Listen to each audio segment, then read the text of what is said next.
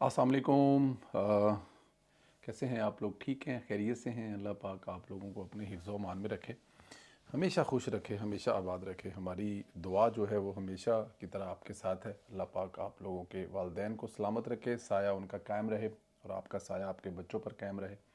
पाकिस्तान हंसता रहे, बसता रहे और ताक क़यामत रहे। चैनल को ज़रूर सब्सक्राइब करें, बेल आइकन को प्रेस करें और जो व्हाट्सअप ग्रुप्स में ये सेंड करते हैं वो ज़रूर किया करें, उससे बहुत ज़्यादा फेवर मिलती है। दोस्तों, पीटीआई का जो मिशन है ना, वो इमरान खान की रहाई और इक़्तिदार के लिए हर हद तक जाना है। वो नज़र आ रहा है, कोई भी हो जाए, किसी जगह भी हो जाए, कहीं भी आप उठा कर देख लें, एक ही मकसद है, इमरान खान रहा हो जाए और उसको इक़्तिदार मिल जाए। उसके बदले में आपको देना क्या पड़ेगा, उसके बदले में नुकसानात क्या उठाने पड़ेंगे, कोई फ़र्क नहीं पड़ता।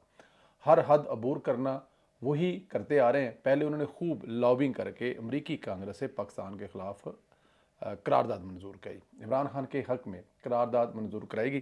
पाकिस्तान पर प्रेशर डालने की कोशिश की इसी अमेरिका से, जिसको अपनी हुकूमत गिराने की वजह करार देते थे। अब जुल्फ़ी बुखारी ने दिन रात मेहनत करके अमेरिका में पाकिस्तान के ख़िलाफ़ खूब लॉबिंग करवाई। ये इस वक्त जो है जो कहा जा रहा है कि मुबीना तौर पर बहुत सारे दूसरे लोगों के साथ ये साहब भी शामिल है। पैसा बहाया अक़वाम मुत्तहिदा की एक वर्किंग कमेटी से पाकिस्तान के ख़िलाफ़ और इमरान खान के हक़ में रिपोर्ट जारी करवा दी। इस रिपोर्ट में वही लिखा गया है जो पीटीआई का पहले दिन से बयानिया है। इससे साबित होता है कि रिपोर्ट डॉलरों के औज़ वजूद में आई है। रिपोर्ट में लिखा गया है कि इमरान खान की नज़रबंदी का कोई कानूनी जवाज़ नहीं था। इसका मकसद उन्हें सियासी ओहदे से नाअहल करार देना था। रहाई का मुतालबा किया गया है। ये जो पूरा मुद्दा है वही है कि जो पीटीआई जो है वो उनको इलेक्शन में, मतलब कि ज़ाहिर है इलेक्शन से बाहर किया गया है और बहुत सारी दूसरी चीज़ें उस पर भी हुई हैं। और इमरान खान को जो कैद में रखा गया है और ये वो सारी चीज़ें जो वो बार बार रिपीट करते रहते हैं। कोई मतलब वो कहते हैं कि उनकी जो गिरफ्तारी है उसका कोई कानूनी जवाज़ नहीं है और इनका मकसद जो अंदर रखना है वो उनको सियासी ओहदे से नाअहल करना था। रहाई का मुतालबा किया गया। क्यों भाई? इसको सज़ा चोरी पर हुई, करप्शन पर हुई, नाजायज़ निकाह पर हुई, इस पर हुकूमत क्या कर सकती है? सवाल तो ये है कि अमेरिका को क्यों फ़िक्र लाहक हो गई है, क्यों असासा पकड़ा गया है, असासे अब काम नहीं आ रहे। मतलब इस रिपोर्ट के ज़रिए इस हद तक पाकिस्तान के अंदरूनी हालात में मुदाखलत की कोशिश की गई है। कहा गया है कि इमरान खान को मीडिया पर भी दिखाया जाए, रहा करने के साथ साथ गिरफ्तारी का मुआवजा भी अदा किया जाए। कमाल नहीं हो गया कि जरा इमरान खान साहब को गिरफ्तार किया गया, इसका मुआवजा भी दिता जाए? कमाल है जनाब। मतलब अब देखें ससुरालिये कितने तगड़े हैं। पाकिस्तान को समझना होगा ये रियासत पाकिस्तान के ख़िलाफ़ फितना है। इसको सपोर्ट करने से इसके मालिक फिर मैदान में आ चुके हैं। ज़ाहिर है जो मालिक हैं वो तगड़े हैं, पैसे वाले हैं, पैसे वाली सामी है। लॉबिंग करने के लिए पैसे की कोई कमी नहीं है। जितनी मर्जी लॉबिंग कर लें, उनको कोई पूछने वाला नहीं है, कोई बताने वाला नहीं है। ज़ाहिर है रुपया ही है ना, जिस तरह से मर्जी जहाँ से मर्जी घुमा फिरा कर आप देख लें, एंड पे जाकर बात वहीं पे रुकेगी कि इमरान खान साहब के मालिक बड़े तगड़े हैं। वो किसी भी हद तक जा सकते हैं। कांग्रेस से पास कराई और अभी कह रहे हैं जनाब इनको जो गिरफ्तार किया है वो इनको मीडिया पर भी लाएँ, इनको रहा भी करें और ਜਿਹੜਾ ਮਹੀਨਾ 6 अंदर रखा है वो देते उन्होंने पैसे भी दो नाल, नगद पैसे भी दो नाल। अब आप खुद देख लें, कमाल नहीं हो गया? खैर, पाकिस्तान तहरीक इंसाफ के अंदर की जो जंग है ना वो अब बढ़ चुकी है। मामे चाचे तक गल्लां जड़ियां ने आ गई ने। ये जो पार्टी खुद ब खुद टूट फाट का शिकार है।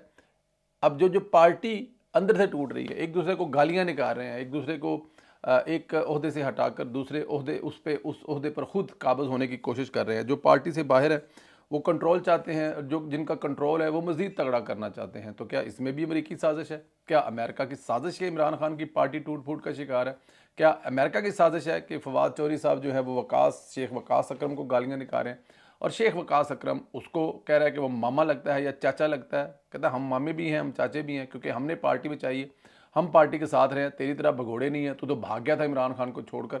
तो क्या ये सब कुछ भी अमेरिका ही करवा रहा है? बहरहाल, एक तो उमर अयूब का इस्तीफ़ा वापस कराया जा रहा है। पीटीआई की कोर कमेटी ने तहरीक पास की है जिसके तहत इमरान खान से दरख्वास्त की जाएगी कि उमर अयूब का इस्तीफ़ा नामंजूर किया जाए।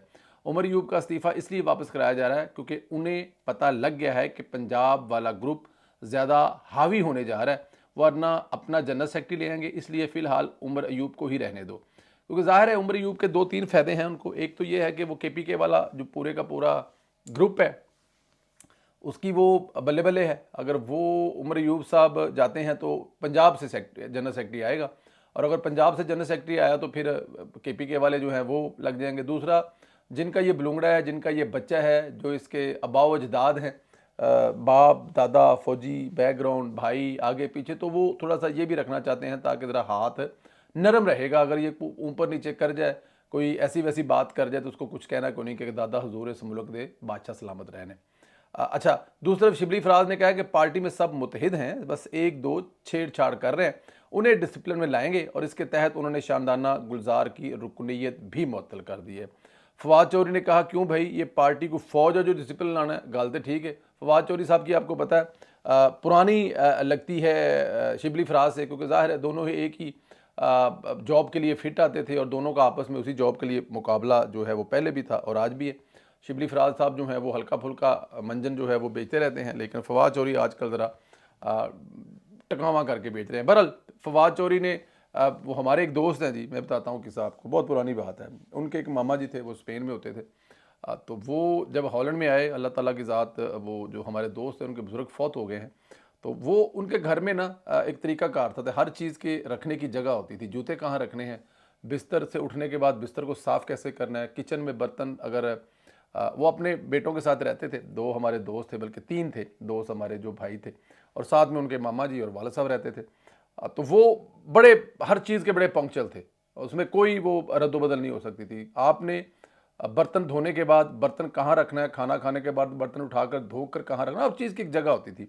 तो उनके मामा जी ज़रा थोड़ा-सा हल्का-फुल्का सा सिगरेट भी पी लेते थे, और किसी टाइम, हाँ जी, वो भी मतलब कि आगे-पीछे थे, किते वादा काटा हो जाता है, बंदा लेट हो जाता है।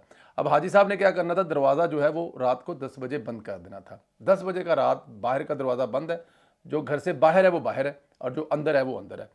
चाहे वो बेटा है, चाहे वो कोई भी है, वो 10 बजे से बाहर है तो बाहर है।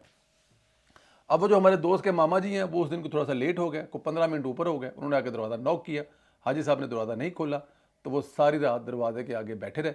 जब सुबह हाजी साहब ने दरवाज़ा खोला, फजर की नमाज के बाद दरवाज़ा खोला, तो मामा जी अंदर डिग पे। अब ज़ाहिर है दरवाजे के साथ वो ऐसे लेटे हुए थे, वो बेचारे मतलब नींद में रहे, तो उन्होंने एक तरी ही जुमला बोला, उन्होंने कहा हाजी जी गल ये तुहाडा घर तो फौज का हैडकुआटर चौखा लगता है, जिथे 10 बजे कानून लागू हो जाता है। तो बात यह है कि चोर साहब की बात तो ठीक ही है, ये फौज तो है नहीं जिसमें डिसिप्लिन लेके आना, ये पार्टी है, और पार्टी में जमहूरियत है, और जमहूरियत में सबको बोलने का हक है। आज का दिन बहुत अहम है। एक तो आज इलेक्शन ट्रिब्यूनल जो है ना मरीम नवाज़ की वजारत आला को ख़तरे में डाला है, वो केस भी लगा हुआ है। वज़ीर-ए-आला पंजाब मरीम नवाज़ की कामयाबी के ख़िलाफ़ दायर अपील पर समाअत होगी। जस्टिस अनवार हुसैन सनी आज़ाद उम्मीदवार मेहर शराफत अली की जो है वो अपील पर समाअत करेंगे। जज साहब ने फॉर्म 45 मंगवा रखे हैं, मुमकिन है कोई शरारत की जाए ताकि मरीम नवाज़ की वजारत आला को तंग किया जाए। इधर आज सुप्रीम कोर्ट में महसूस नशिस्तों के केस की समाअत भी है। बाकायदा समाअत में आज हो सकता है कि मामला सिमट जाए, महसूस नशिस्तों का फैसला आ जाए। फैसला आ गया तो मुल्क और असम्बली की सिमत तय हो जाएगी।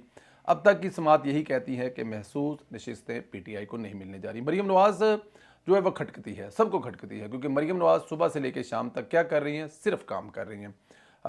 मुकाबला जो बड़ा सख्त है अपने ही चचा के साथ है जी, और उनका मुकाबला किससे होना है? क्या उससे मुकाबला होना है जिनका नामो निशान नहीं है सिंध वालों का, या उससे मुकाबला होना है बलूचिस्तान में कौन है वज़ीर-ए-आला पता ही नहीं है, या फिर KPK के उस बंदर से मुकाबला होना है जो मुख्तलिफ एक्सरसाइज मशीनों के ऊपर भागता हुआ नजर आता है। तो मरीम नवाज़ का मुकाबला अपने ही चचा से, चाहे वो देखिए लाहौर में, पंजाब में बारिशें होने वाली हैं, और वो 10 दिन 15 दिन पहले से मसरूफ़ हैं कि बारिशें होने से पहले पहले तमाम ऐसी चीज़ें जो हैं वो खोल दी जाएँ, ताकि कोई चीज़ जो है वक्त पर आने पर ऐसा ना हो कि बहुत ज़्यादा पानी खड़ा हो और उससे मसाइल पैदा हों। पहले से वो तैयार हैं कि किसी जगह पानी खड़ा नहीं होना चाहिए। और उसके अलावा बाकी आप देख लें, पंजाब में टैक्स फ्री बजट से लेके बहुत सारी चीज़ें जो हैं मरीम नवाज़ के क्रेडिट पे हैं। तो ये चीज़ें खटकती हैं। बुज़दार साहब कुछ कर नहीं सकते थे, मरीम नवाज़ कर रही है। लोग कह रहे हैं कि यार जो काम बुज़दार साहब जो है वो 5 साल में या 4 साल में नहीं कर सके, मरीम नवाज़ ने 3 महीनों में करके दिखाए हैं। तो यहाँ पर कुछ छेड़खानी करने की अगर कोशिश की गई तो फिर आप समझ जाएं कि पाकिस्तान को आगे नहीं जाने देना, पाकिस्तान को रोक के रखना है। अल्लाह ताला की ज़ात जो है वो मेहरबानी फरमाए, करम फरमाई। और दूसरा जो आज सुप्रीम कोर्ट का फ़ैसला है, ये सुन्नी इत्तेहाद वाला फ़ैसला, ये भी किसी तरफ अगर आ जाएगा तो कम अज़ कम एक जो है सिम्मत है वो उसका तयन हो जाएगा। लेकिन होना क्या है ये अल्लाह ताला की ज़ात बेहतर जानती है। आप लोग अपना ख़्याल रखें, अल्लाह पाक आप लोगों को अपने हिफ्ज़ व अमान में रखे, अल्लाह ताला की ज़ात आपको खुश रखे, आबाद रखे। इमरान खान साहब का एक और अमेरिका में ये जो लॉबिंग करके पाकिस्तान को मज़ीद बदनाम करने के बारे में आप लोग क्या कहेंगे? इस पे कमेंट ज़रूर करें, वीलॉग को शेयर भी करें और व्हाट्सएप ग्रुपों में, और उसके अलावा सब्सक्राइब और बेल आइकन को प्रेस करें। Thank you very much.